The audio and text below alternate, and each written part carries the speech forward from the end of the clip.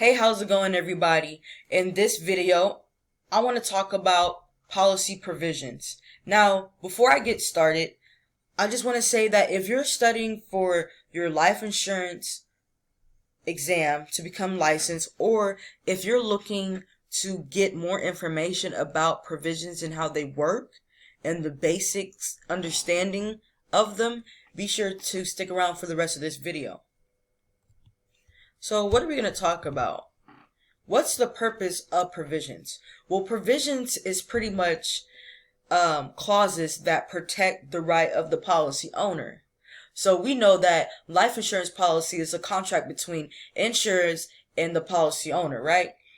But policy provisions are put into place to protect the policy owner's rights. So what's our overview? Well, we're going to be talking about consideration, entire contract, grace period, automatic premium loans, policy loans, provisions, incontestability, insuring clause, misstatement of age or gender, payment of premiums, reinstatement, assignment, ownership, free look, suicide, exclusions, policy owner, common disaster, primary versus secondary beneficiary. That's everything that we're going to be talking about in this PowerPoint. So this is a jam-packed PowerPoint video. So if you need to, you can watch it a couple times. But I also want to hear your thoughts and your opinions on provisions. So the first kind of provision that we have is consideration. So with consideration, it's like we learned in the underwriting video about what our policy consists of. It's 4 legal elements, right? So the second element is consideration. If you know the other elements, put them down in the comments below, and if you don't, go back and check out the video that I made about underwriting process. So consideration is when both parties to contract have something in exchange of value. So they have something that they can exchange in value. So, the policy owner's consideration most of the time is the statements that they claim, or is the statements that they make in the application and the premiums that they're going to be paying. So the insurer's consideration is the promise to pay the benefits. So as you can see, they both have some kind of exchange in value. Both parties exchange something of value. Now, if that exchange is equal, well, we already know from the characteristics of life insurance that, the contracts or policies are unilateral, so they're not balanced.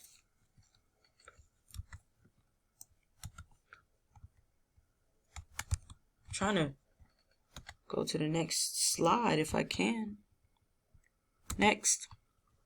Okay, so with the entire contract consists of the policy plus a copy of the application and any riders or amendments. So why do we have to have the entire so whenever we are delivering the policy, right? We have to have the policy, a copy of the application, and any riders. So all that must be in the entire contract. That's what the entire contract consists of, right? So why is this in existence? It pretty much prevents the insurer from changing any information on the document. So if there needs to be any modifications made on the application, it must be in writing. and it must be signed by the executive officer of the company. So that's very important to remember. So no statement made before the contract was written can be used to alter the contract. Neither the insured nor the insured may change the policy provisions once the policy is in effect, without both parties agreeing to it and the change being fixed to the contract.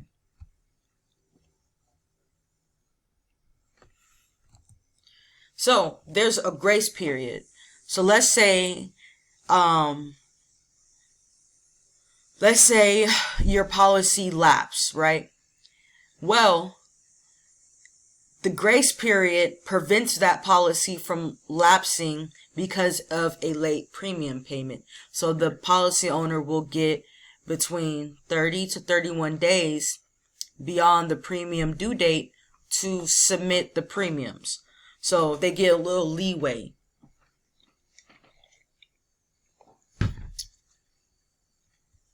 That's a good thing. That's a good provision to have. Because there's going to be times when, you're not able to pay for your premiums on time. So the purpose of the grace period is to protect the policy owner against any unintentional lapse of the policy. So if the insured dies during this period, the death benefit is payable. However, any unpaid premium will be deducted from the death benefit. So remember this about grace period. Grace period protects policy owners from losing insurance coverage if they are late on a premium payment. All right, moving on to automatic premium loan. Automatic premium loan is added to a cash value policy. So we can't use automatic premium loan on a term insurance or a term life insurance policy, because we know from studying that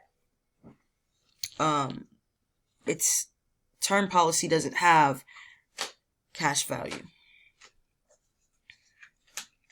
So there's that.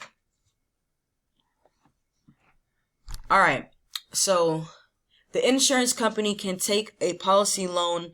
They can take out a policy loan against the cash value. And this can be the purposes of, getting an automatic premium loan is to either pay any past due premiums or prevent any unintentional lapse of the policy after the grace period. So those are the two reasons why,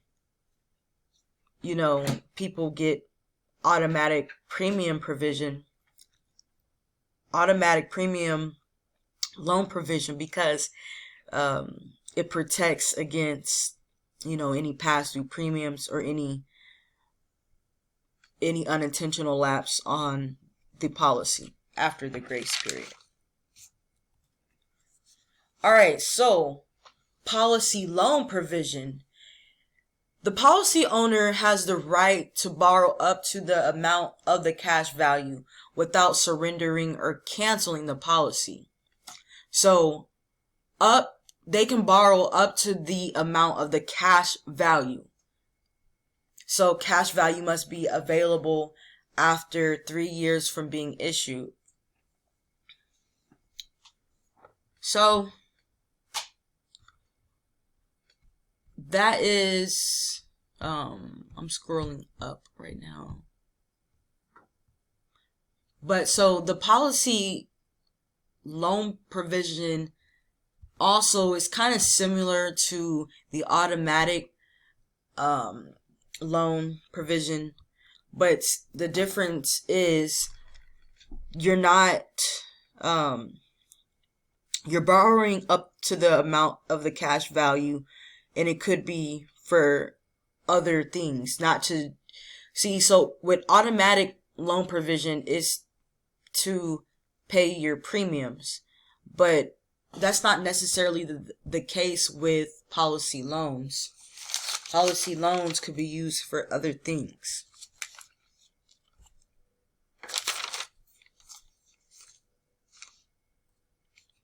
Alright, so insurer can defer loans up to 6 months, and the policy loans are not taxable.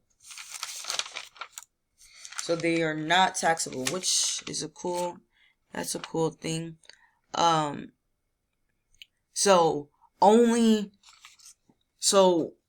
one thing to remember about policy loans in the withdrawals is this can only be used in universal life insurance policy, because we already know universal life it changes, it's flexible.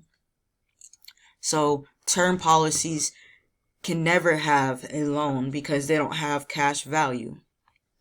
So when you think about policy loans, think about policy cash value subtracted by the unpaid loans plus the interest, and that will equal the cash loans that are available.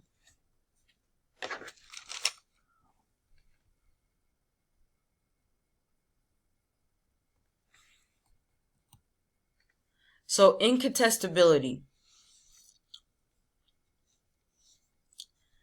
Incontestability limits the amount of 2 years that the insurer can void a policy or contest a claim. So they have up to 2 years to be able to do that. This prevents the insurer from denying a claim due to a statement in the application. After the policy has been enforced for 2 years, even if there has been a material misstatement or facts or misstatement of facts or concealment of a material fact during the first 2 years of the policy, that an insurer may contest a claim if the insurer feels that there's an inaccuracy or misleading information. So they have the right to void the policy based on the statements in the application. So when we were talking about, we talked about warranties and representation. We talked about this back in chapter or video 1 or something like that. But we talked about this before. So with warranties is something, it's a statement. Warranties is, sorry, I'm getting a call. Okay, so warranties are something, it's a statement that's actually true. So if whatever you're saying is not true, it's a breach of warranty and can be voided. The policy can be voided, and we see that with incontestability. So with incontestability, it limits the amount of time, which is 2 years, that the insurer can void a policy or contest a claim. This is based off of what they're saying. What the statements are, this is based off of what the insured is saying during the application process.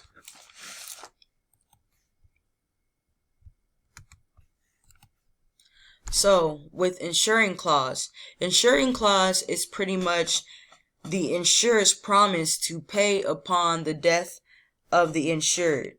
So this is, of course, depends on the conditions contained in the policy. So whoever is covered and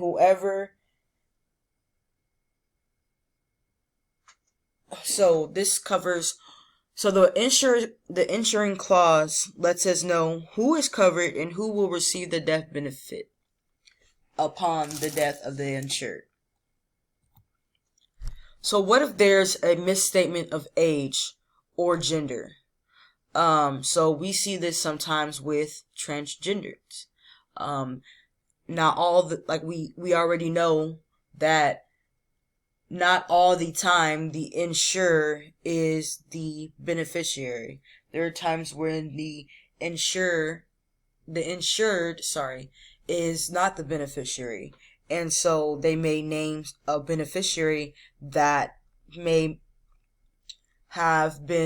was born a male but is now legally changed as a female. So once the company realizes or discovers that there's been a misstatement, then the company can adjust the death benefit after learning the misstatement and correct it. So the misstatement of age and gender is not affected by the 2-year incontestability clause. So it has more leeway.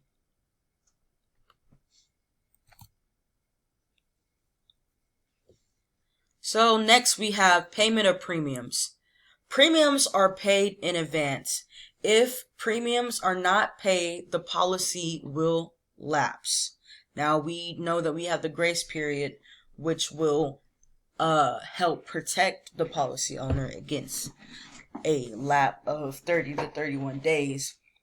But payment of premium is a provision that says premiums are to be paid in advance.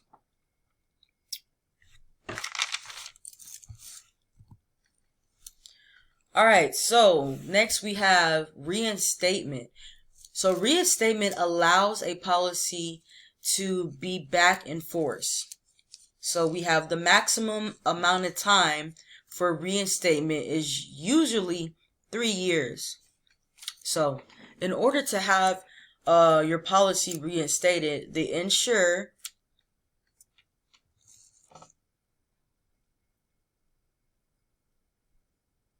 hold on.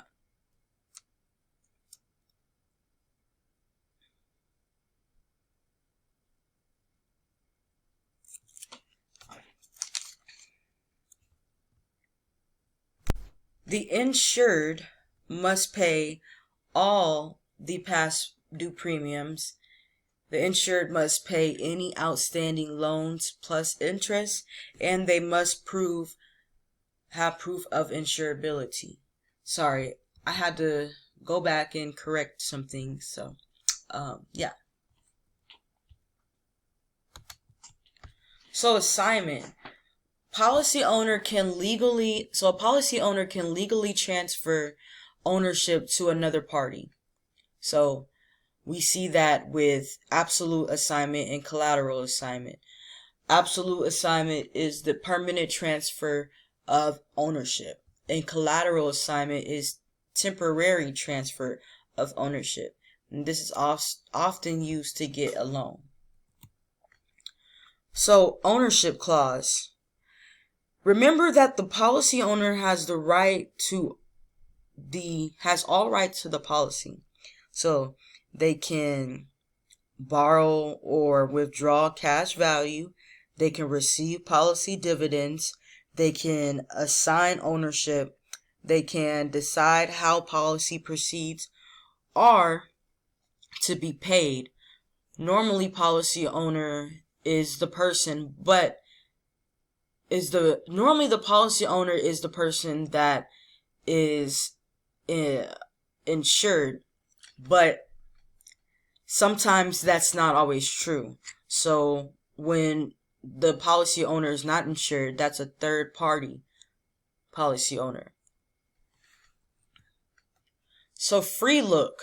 Free look gives the insured 10 days to look at the policy. So really review the policy. This allows the policy owner the right to return the policy and receive a full refund of premium for a certain time. So 10 days for the policy from the policy delivery date. So they have that 10-day leeway to go through the policy, see if they like it and stuff like that. And if they don't, they can return it back and get their premium refund. So, what provisions are not included in the policy or in insurance, life insurance? So there is specific risk that will not be covered. So aviation is one of those things that is not going to be able to be covered in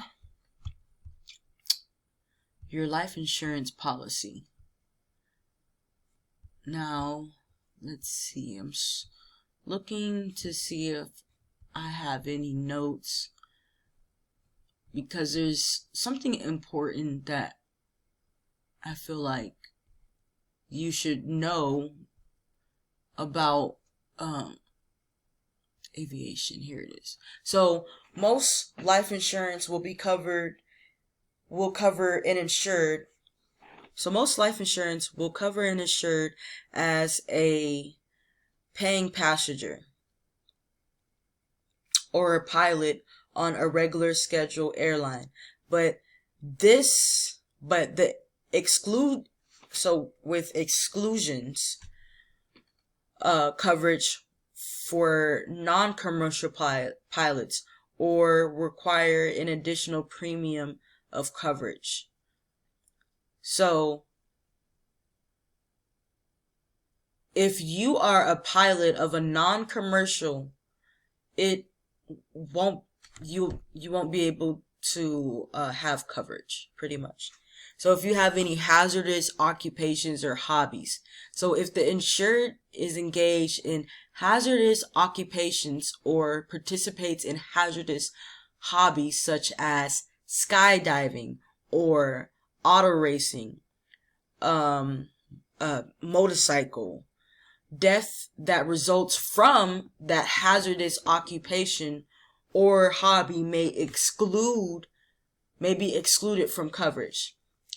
The underwriter also has the option of charging a higher premium, which we see in substandard is the higher premium, which we talked about in another one of my videos about risk classification. So the premiums are going to be higher. So if that person is in war or military service, most life insurance policies issued today do not exclude military service. However, there are actually two different types of exclusions that may be used to limit the death benefit. If the insured dies as a result of war or while serving in the military, the status clause excludes all causes of death while the insured is on active duty in the military. So they die in war, then that's an exclusion.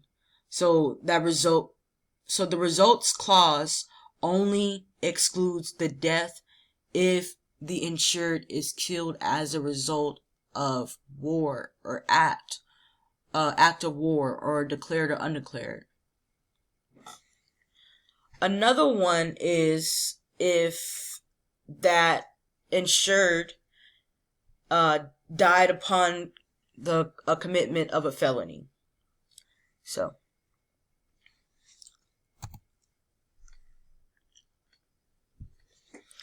suicide excludes the payment of the death benefit if the insured commits suicide within 2 years of the policy.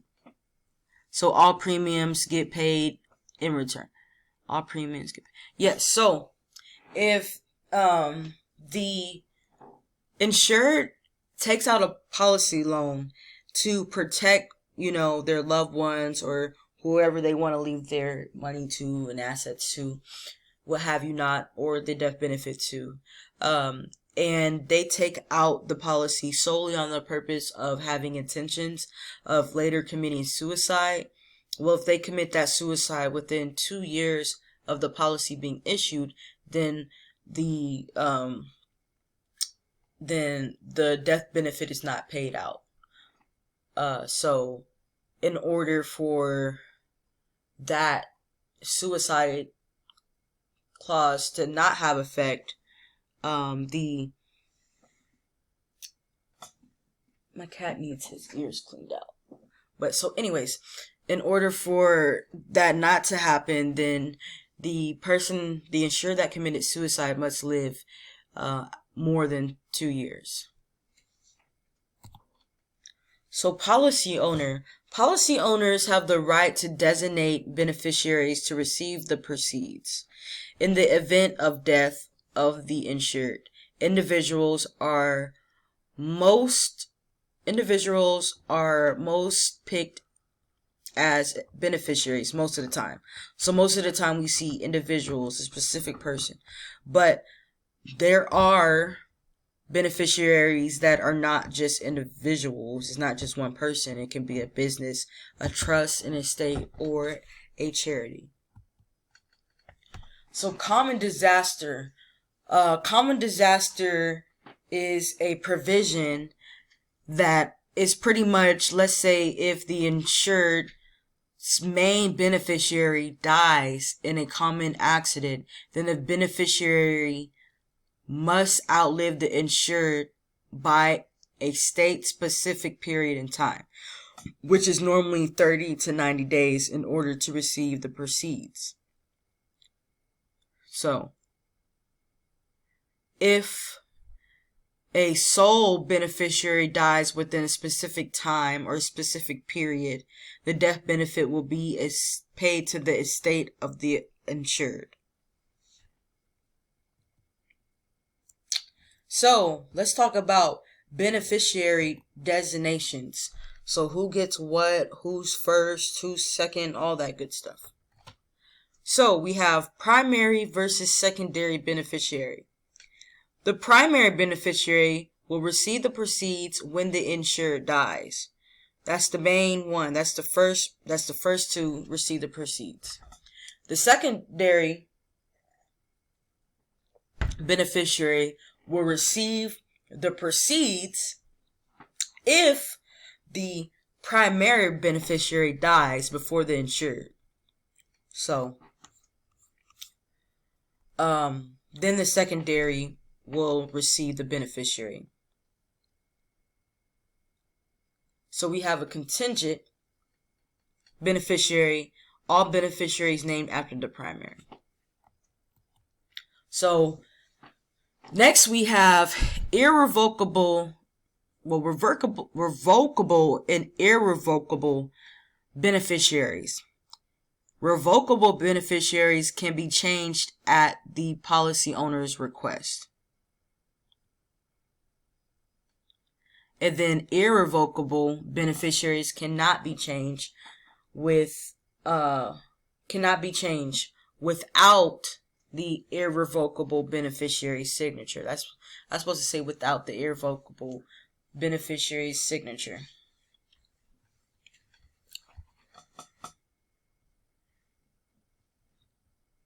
So beneficiaries is important to already know and have figured out, already know what's gonna happen and stuff like that.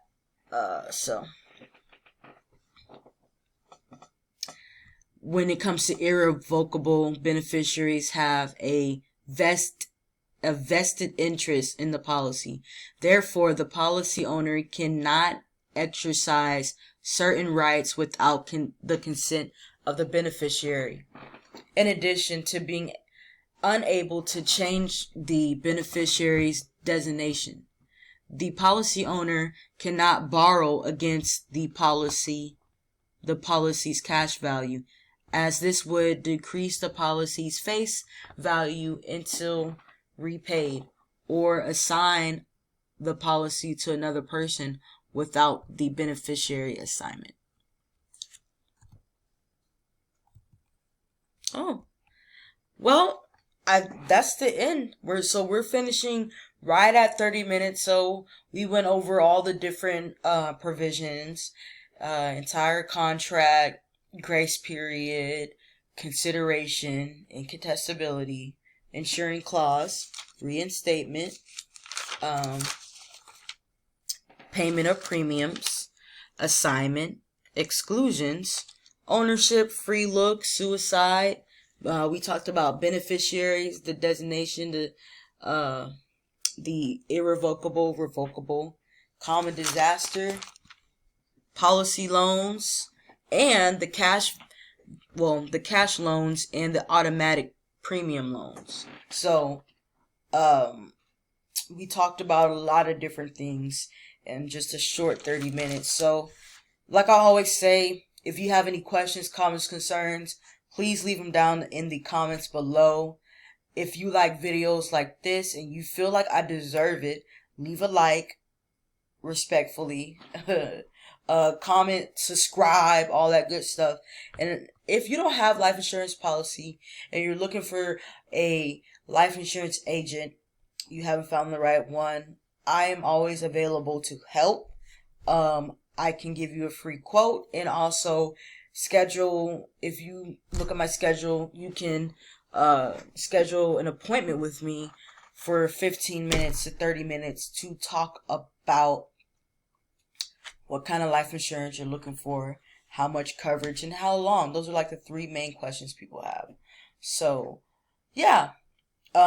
With that being said, I'll see you on the next video.